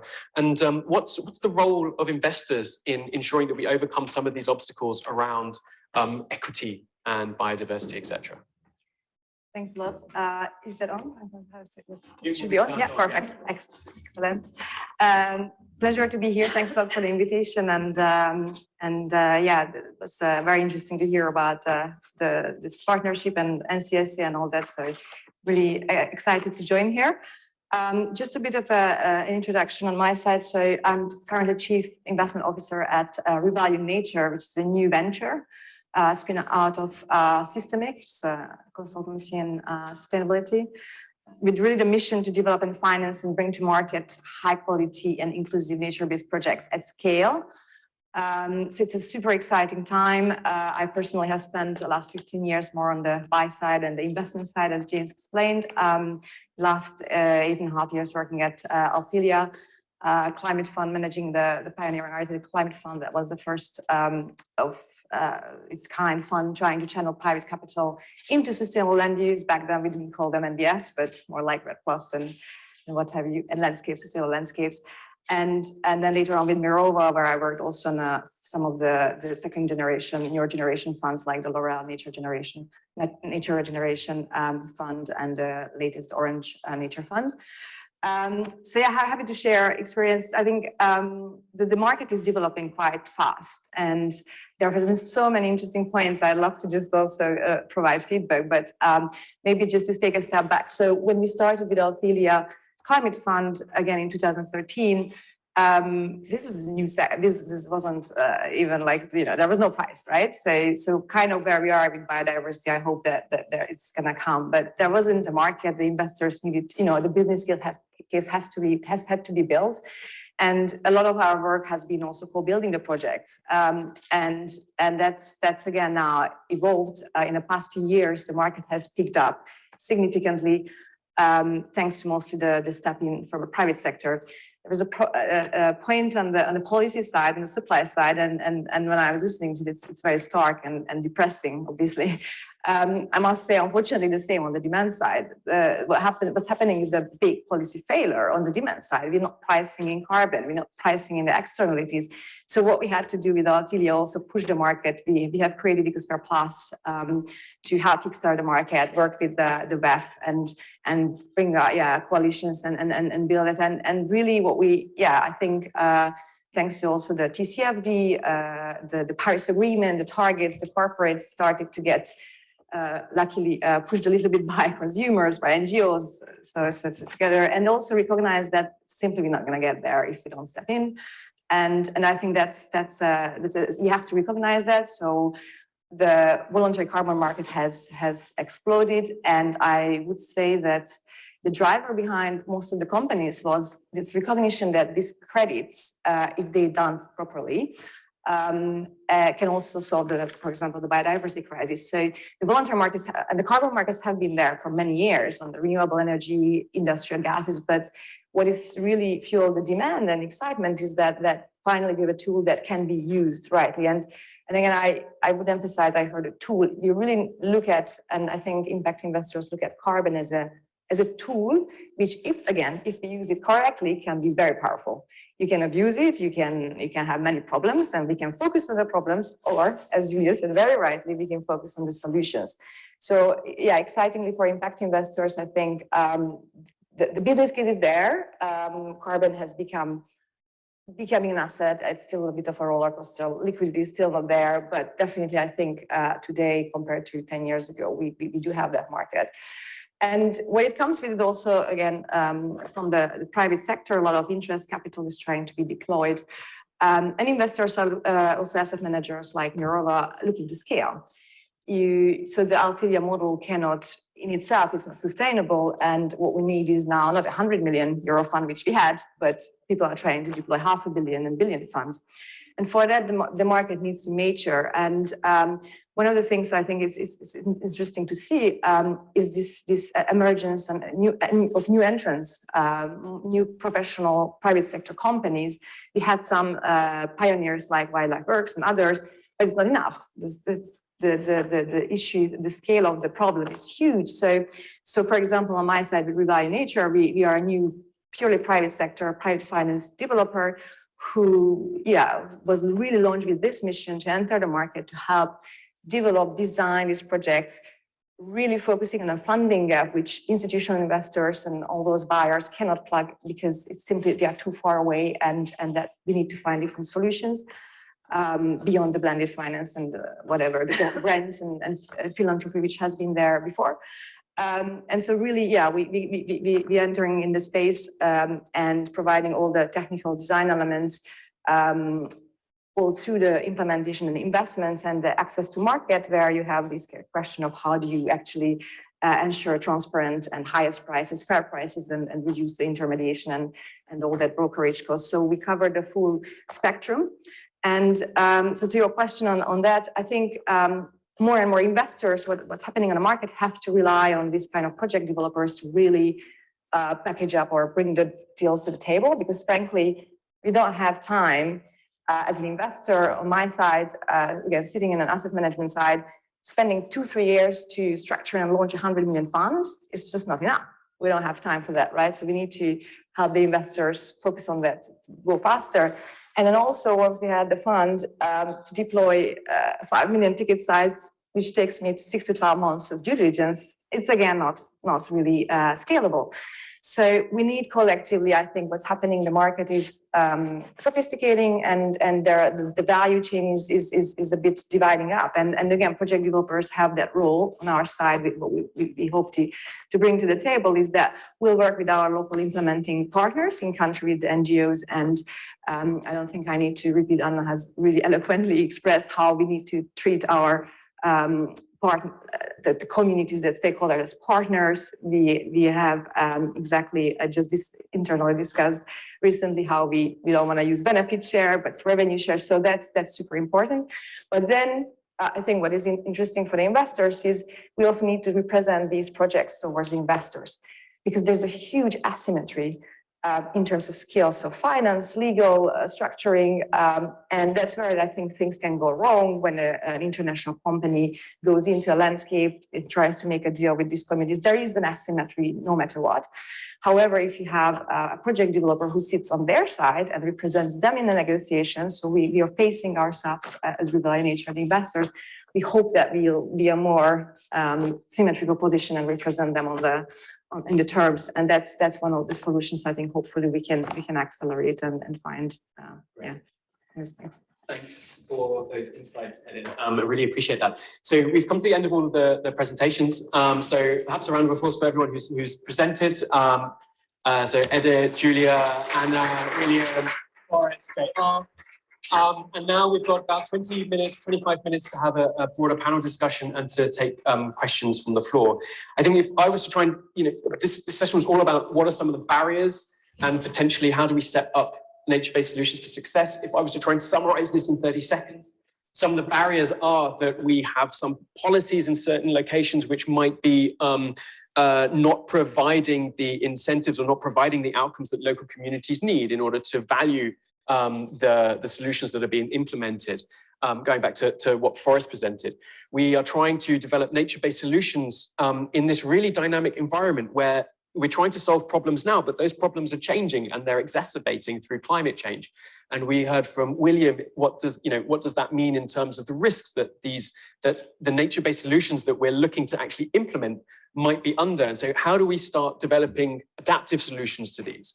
We heard as well from JR and Anna and others in terms of, how, if we want to set these up for success, how do we ensure that we bring the voices of IPLCs into this conversation, particularly when this is an unusual concept in terms of, what are you doing? What are you selling? You're protecting something, and carbon, what's this carbon? And how does this relate? Actually, no, we need to start thinking about biodiversity and these concepts that we heard earlier in the second session. So we've got these social barriers that we need to overcome. We have political barriers we need to overcome. We actually need to think about what we're doing on the ground. But we've also heard, and it's been interesting to hear about what some of the solutions are. And I think the message that came through from me was there was a lot of talk about collaboration, ensuring that we bring everybody who's being impacted by these nature-based solutions or who are interested in accelerating these to the same table, providing as much as possible transparency and equal opportunity to benefit from these actions. And as well, in terms of thinking about how can we scale this, there's an issue in terms of, well, we need to also work to educate everybody about what nature-based solutions are. That includes indigenous peoples and local communities. What are they and how do they function? But also corporates as well, in terms of how can they be used in a high quality manner. So that's my very rapid summary. I think the take-home messages from the discussion. But what really, the first question I'd like to pose to some of the panelists, and I think this is something which I was discussing with Forrest another day, is that there is a continuing trend through here, and we've talked with JR, with Forrest, and Anna, you were talking as well about engaging with local communities and indigenous peoples. So many of actually the opportunities for success are not really, are much more talking and engaging with people and changing people's behavior and providing them with the empowerment to change how they manage their land or how they engage in these processes. So, are we talking about nature-based solutions? Are we talking about people-based solutions? Is people the critical kind of nexus point here in order to set up nature-based solution implementation for success? I'd love to get reflections from the panel. I don't know, Anna, you're nodding already, and Forrest, I imagine you have some comments as well. Maybe Anna, do you want to quickly respond on that?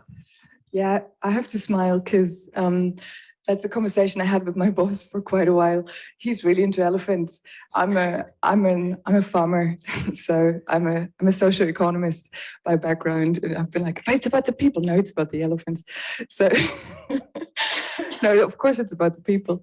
But we are so many, right? I mean, we're about to be 10 billion, and we just, there is wilderness left. We have wilderness, but humans have to protect it if we want to keep it. And whatever is not wilderness, what we use, we need to use it to produce food for ourselves in a way that we actually can survive on this planet. There's a tremendous amount of labor that needs to go into it. And I've been here, I've moved to the UK 6 years ago, and this is just such a fascinating example of where that is just so clear, right? We're importing 60% of our food for some food segments. And we're not really in a position yet to create sustainable jobs where people can actually feed their families, pay their families in the green sector to restore nature here, and to bring back some of the wilderness or just to protect it, right? So yeah, it's all there. It's all in the people. Thanks, Anna. And any other panelists want to comment on that or share some reflections? Yeah, I could comment on that. I mean, I think that for sure it's about people. And I think that when we talk about nature-based solutions, sometimes what we're doing is obscuring the role of people in that. So I like the idea of nature-based solutions, but I get worried sometimes that we're saying, oh, nature is going to solve our problem. No, it's people, and it's often poor people in rural areas, often in poor countries, but also here in the US, who are being asked to change their behavior so that big corporations can meet their net zero goals. And I think that when we talk about it that way and make explicit what's happening, I think that brings out some of what my concerns are. And it was very nice to hear some of the perspectives from the project developers. And one of the things that I hear is we want to educate people, we want to empower people to do what we want, which is store carbon or achieve these co-benefits. But if it's really about power, if we're really giving those people power, they might have other priorities. They might want to live more like people in the UK or in the US where I live. So I think that raises a lot of questions about what it is that we're doing and how we're going about it, and what policy tools we should be using to achieve those goals. Thanks, Forrest. Julia, you're...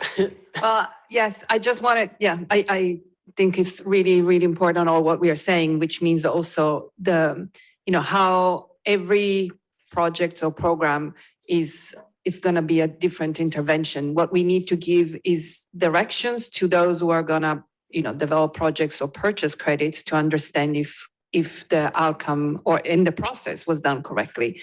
And that's why I keep, pushing is not about just the climate mitigation impacts, but is also about making sure that people have a role to play.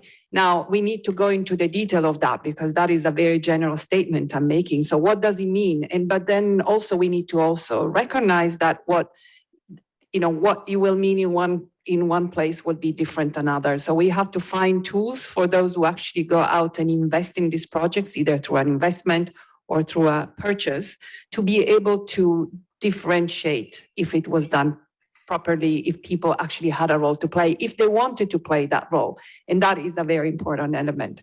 I wanted to also say, at the end, the importance of people, I think there is I used to work for IUCN, and we had an agreement signed with the ILO, the International Labour Organization, and they were very interested in collaborating with the NbS team because they saw this as an opportunity for jobs, which is also, when we are talking about profit, is also about creating jobs opportunities for people to actually have decent jobs that actually they make them, being able to actually a decent living. And I thought that was such an important progress in the whole conversation about nature and people, because it's not either or, is people and nature, and how people can also create a different lifestyle from than before. So I thought that was a great example for ILO seeing being open-minded and thinking beyond the usual type of jobs and saying this is an opportunity for the future. Thanks, Julia.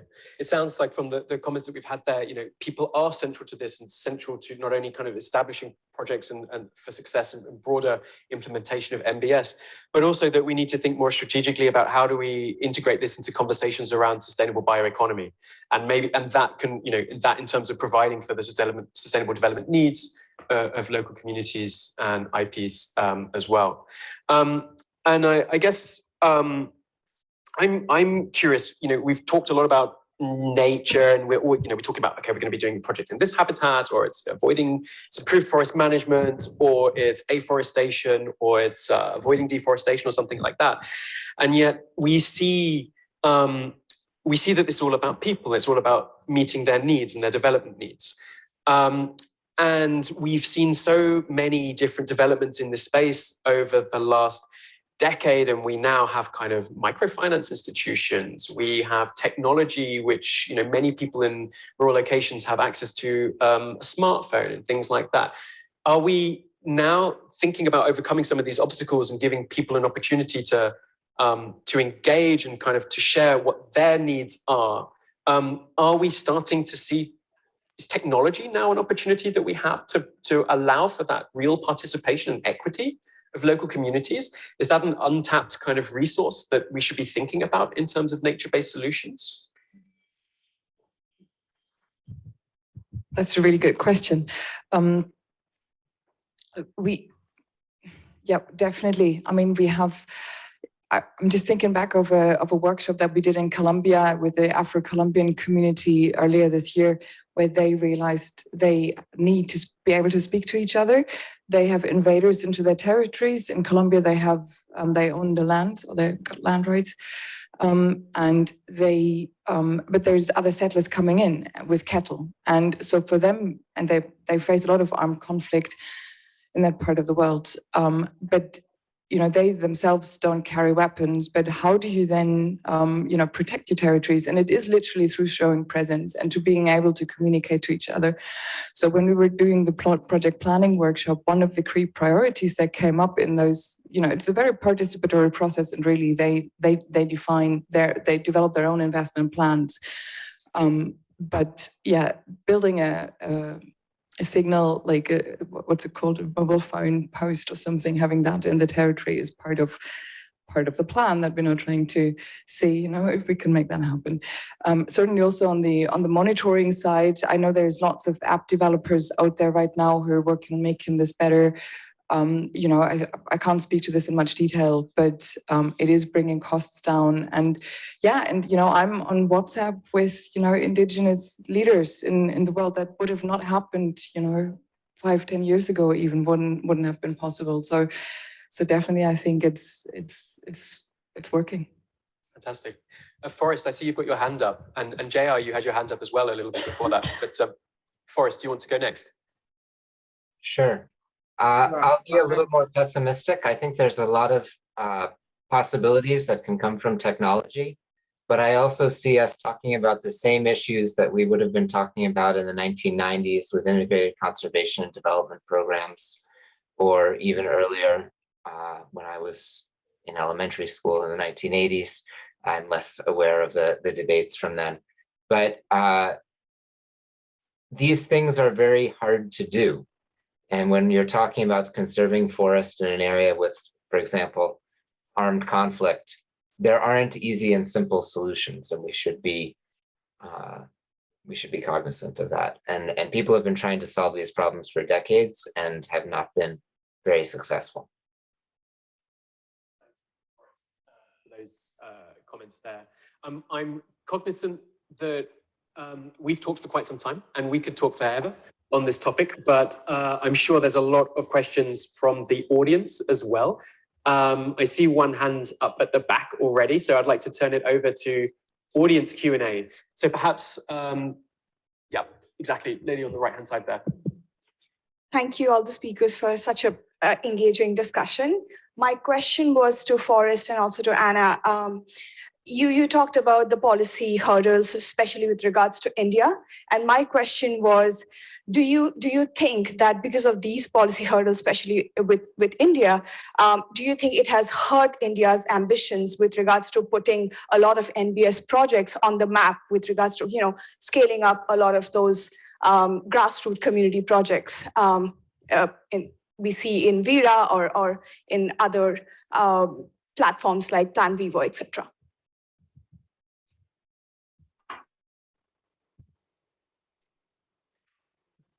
Based on my research, I wouldn't invest in India. Sorry, I missed that, Forrest. Could you go again? Based on my research, I wouldn't invest in India in this sector.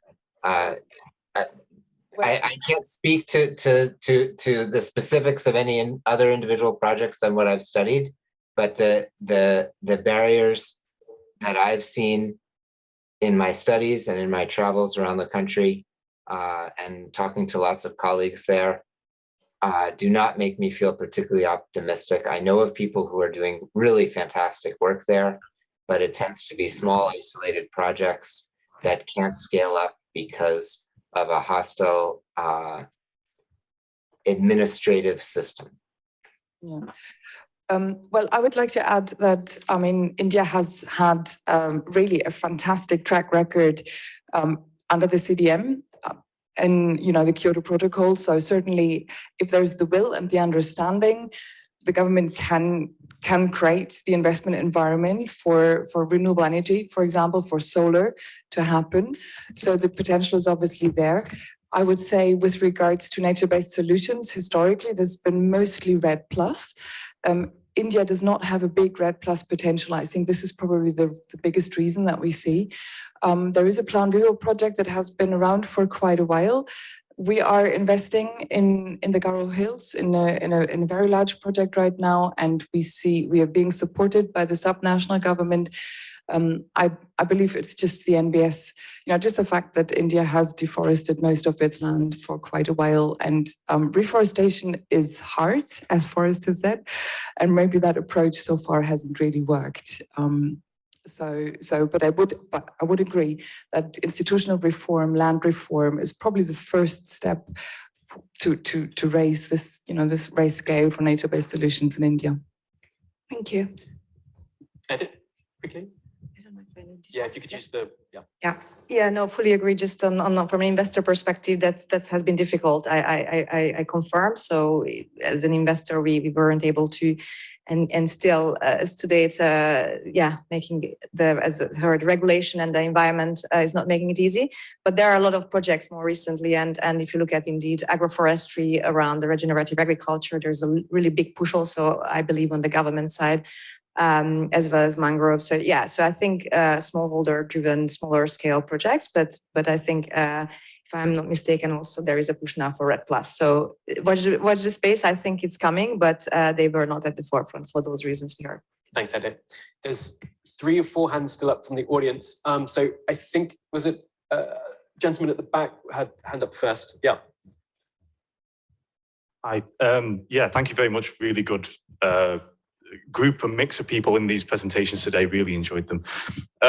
A lot of what's been discussed today has been around mitigating risks and reducing the chance, I guess, of project failure. But I kind of want to ask a question that goes beyond that, around what happens when a project fails, and see if anyone's got any opinions on who takes the risk. So let's imagine a situation where you have a tree planting project. There's investors investing in the project who are buying credits. The project is certified to a standard. Operated by a project coordinator, and they're buying the credits from, or they're obtaining the credits through PES agreements with the communities on the ground who are implementing the activities, and then the trees go. Who should shoulder the risk? Who should shoulder the weight of the burden of this? Should it be the standard, the buyers, the coordinator, the participants? Does it depend? So I don't know if anyone's got an opinion on that. That's a great question. It looks like there's a lot of people with opinions here. Edit and Anna, you both look keen to take up that one. I could just give an example from a project and how we manage this, because I mean, the Vera as a standard, leakage are the 2 main risks. Leakage needs to be assessed and then managed, and permanence, there's a buffer for that. I think globally, the permanence buffer so far has been doing quite well. So the performance of projects globally, I think, looks quite good, but not my field of expertise. But just to bring this back to actually what's happening on the ground, right? So communities, in our cases, communities do the work. And this is where it is about transparency, because there are causal links why trees wouldn't be there. Or why cattle have been moved into a new plantation or something. So just making sure that there is that communities, that all community members are aware of what is going on, what are the activities, what has just happened there, and then getting direct feedback of the verifications. So there's annual verifications, that information is being made public through a big number that is being basically as a big letter, that big number is signed, that's being stamped onto the village hall. And the village building, and so every community member can see. So this year we've done X amount of, we saved 1 million tons, but it was 2 million last year. Why did that happen? And then there's conversations around that in the big circle. What happened actually then? Well, and we've got that much money. Why is it now less? Well, the prices aren't so much anymore. And how do we divide that money? What do we use with it? What do we buy with it? These are all transparent conversations that need to happen at that community level. And it's fascinating how then also the responsiveness also is being obviously picked up, because once the cause is understood, then actions are being taken to work against that. Thanks. concise and we Yeah. can have time to squeeze in another question. Yeah, sure. Yeah, it's a very important question. I think it's as you said, these are social projects. The basis is that you can't expect these people to take debt on themselves or risks. So I think it's super important, and the financial community does understand that. Investors do that to make sure that the baseline for the people, they cannot be worse. They cannot, encumber their house or whatever, if they might not even have. So I think that's super important to set the baseline. But then as Anna said, rightly so, I mean, if you're talking about revenue share, we also need to be transparent and make sure they understand there is a risk that is shared across the value chain. Even the buyers, people might not know, but if I'm committed to buy the credits and I don't get them, I might have some other costs. I might have hedged myself in the market, and so the risk is shared across the chain for different actors, but it's very important that the investors typically would take that risk if the forest burns down or the planting the trees go. It shouldn't be on the shoulder of the communities, and the investors will. That's for the reason for they ask for return, but because there is a risk for which they put a discount factor. So the investors typically take a big chunk, but as Anna said, if the price goes down, there will be less revenues to share with the communities, etc. Thanks, Edith. I noticed we had a couple of questions that were online, but they've all been answered by William, so I appreciate jumping in online whilst we've been talking. I think we've got time for one more question, then we'll need to wrap it up. No? You want to wrap it up? Okay. I think everyone's probably thirsty and fancies some food, exactly. So thank you again to all of the panelists here to discuss this. So thank you to William, Forrest, JR, Anna, Julia, Edith for joining us today, sharing your expertise and insights in terms of what are some of the barriers we see, what is upcoming in terms of the horizon around dynamism and climate change. How's this going to affect implementation of NbS? What are some of the social challenges we face? How do we engage with companies, etc.? But I think some clear messages are around, we have to talk to people, we need to be engaging, we need to be collaborative, we need to get everyone at the same table and providing transparent discussion on this in order to get it to work. So thank you, everyone. Thank you, Audrey, for helping us to set this all up. Thanks for your participation online and in person.